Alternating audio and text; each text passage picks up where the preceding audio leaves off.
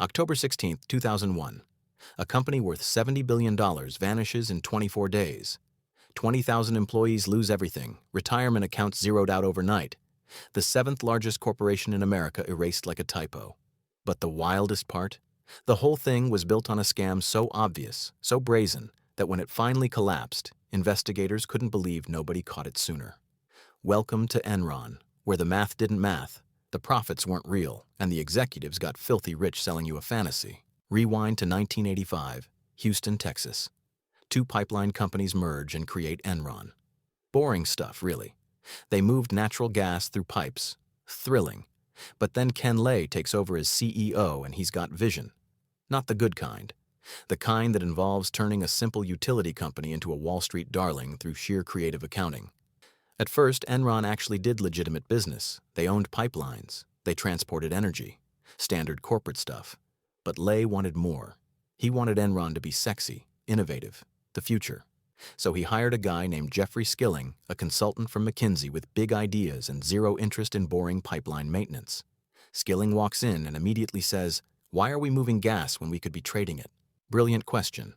Terrible answer. He convinces Lay to transform Enron from an energy company into an energy trading company. Think of it like this. Instead of owning the lemonade stand, you're betting on whether lemonade will be popular next summer. You don't actually make lemonade, you just trade promises about lemonade. And Wall Street loved it. Enron's stock skyrocketed. Investors poured money in. Magazines put Skilling on covers. Fortune called them America's most innovative company 6 years straight. The problem? Most of that innovation was happening in the accounting department. Here's where things get spicy. Skilling introduced something called mark-to-market accounting. Sounds boring. It's not. Normally, you record profit when you actually make money. Revolutionary concept. But mark-to-market lets you record projected future profits today, right now, immediately. Let's say Enron signs a 10-year energy contract. Under normal rules, you'd record profit as payments come in over those 10 years. Under mark-to-market, you estimate all the profit you think you'll make over the entire decade and book it immediately. Today. All of it. See the problem? You're counting money you haven't earned yet. Money that might never show up. You're writing yourself a report card before taking the test. But it gets worse. What if your projections are wrong? What if the contract loses money instead of making it? Simple. You don't tell anyone. You hide it. Which is exactly what Enron started doing on an industrial scale. They created something called Special Purpose Entities, SPS. These were essentially fake companies that existed only on paper. Enron would move debt and losses into these phantom businesses, keeping them off the main books. Imagine stuffing all your bills into your neighbor's mailbox and then telling your spouse you're debt-free. One guy orchestrated most of this magic. Andrew Fastow, Enron's chief financial officer. This dude created hundreds of these shell companies with ridiculous names. LJM, Chuco, Raptor. He even named some after Star Wars characters because when you're committing massive fraud, why not have fun with it? Here's the really crooked part. Fastow didn't just manage these entities, he profited from them personally. He was on both sides of the deal, negotiating with himself, moving money between Enron and his own pockets. It's like being the buyer and seller in your own garage sale and somehow walking away richer than when you started. And nobody stopped him. The board knew. Auditors from Arthur Andersen, one of the most prestigious accounting firms in the world, signed off on everything. Analysts kept screaming, "Buy the stock." Everyone was making too much money to ask questions. Enron employees? They had no clue. They watched the stock price climb and felt like geniuses. The company encouraged workers to invest retirement savings in Enron stock. Why wouldn't you? It only goes up. Except it didn't.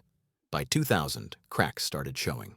A few journalists began poking around, asking uncomfortable questions about how Enron actually made money.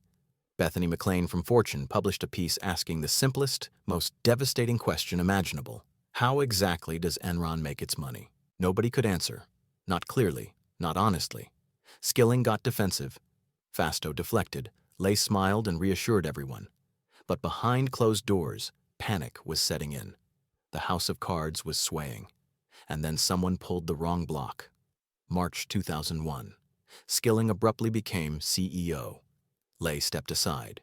6 months later, Skilling resigned. Just quit. After only 6 months at the top. His reason? Personal, vague, suspicious. Wall Street's golden boy doesn't just walk away from a rocket ship unless the rocket's about to explode. August 14, 2001. Sharon Watkins, an Enron vice president, sent an anonymous letter to Ken Lay. I am incredibly nervous that we will implode in a wave of accounting scandals. She'd seen the books. She knew about the shell companies. She understood that billions in losses were hidden in Fastow's paper empire. Lay's response? He met with her, thanked her for her concern, then did absolutely nothing. Well, not nothing. He asked Enron's law firm if he could fire her. They said no, so he just ignored her instead. October 2001. Enron announced a $638 million loss. Suddenly, analysts who'd been cheerleading for years started asking questions. Where'd that loss come from? What are these partnerships? Why can't anyone explain your business model? The stock began falling, not crashing yet, just slipping. $90, then $80, then $60. Fastow got fired. Damage control. The company claimed he'd acted alone, a rogue executive. Total lie. The entire executive team knew, but they needed a scapegoat, and Fastow was it. Didn't matter. Investors were spooked. The stock kept dropping. November 8, 2001. Enron admitted it had overstated earnings by $586 million over 4 years. $500 million of profit that never existed. Purely fictional. The SEC opened an investigation. Credit rating agencies downgraded Enron to junk status. Banks stopped lending. Partners backed out of deals.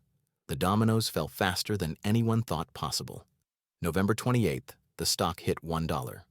$1. It had been $90 3 months earlier. Dynegy, a smaller energy company, had agreed to buy Enron for $8 billion. Then they looked at the books, the real books, and ran screaming. Deal canceled. December 2nd, 2001.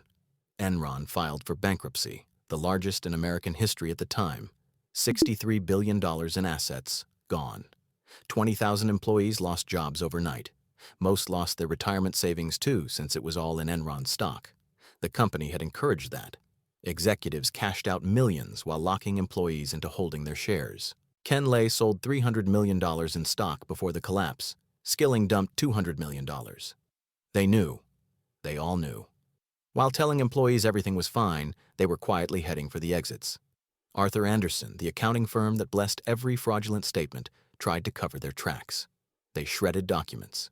Tons of them. Literally. But prosecutors found out. In 2002, Andersen was convicted of obstruction of justice. The firm collapsed. 85,000 employees worldwide lost jobs because their bosses helped Enron lie. The trials came next. Fastow pleaded guilty, got 10 years, served 6. Skilling went to trial in 2006, was convicted on 19 counts, got 24 years. Released early in 2019. Ken Lay was convicted on 10 counts but died of a heart attack before sentencing. His conviction was vacated. He never spent a day in prison. Congress freaked out. How did this happen? How did auditors, analysts, banks, and regulators all miss a fraud this massive? Answer: they didn't miss it. They ignored it. Too much money flowing to ask hard questions. Result? The Sarbanes-Oxley Act of 2002. New rules for corporate accountability, auditor independence, financial disclosures. CEOs now personally certify financial statements. If you lie, you go to jail. It was supposed to prevent another Enron. Spoiler, it didn't. Because 6 years later, the entire financial system nearly collapsed anyway. Different scam, same greed. Enron's lesson wasn't complicated. When profits matter more than truth, when everyone's getting rich so nobody asks questions, when complexity is used to hide rather than explain, disaster isn't a possibility. It's inevitable. The warning signs were everywhere. Journalists asked questions. Employees raised concerns.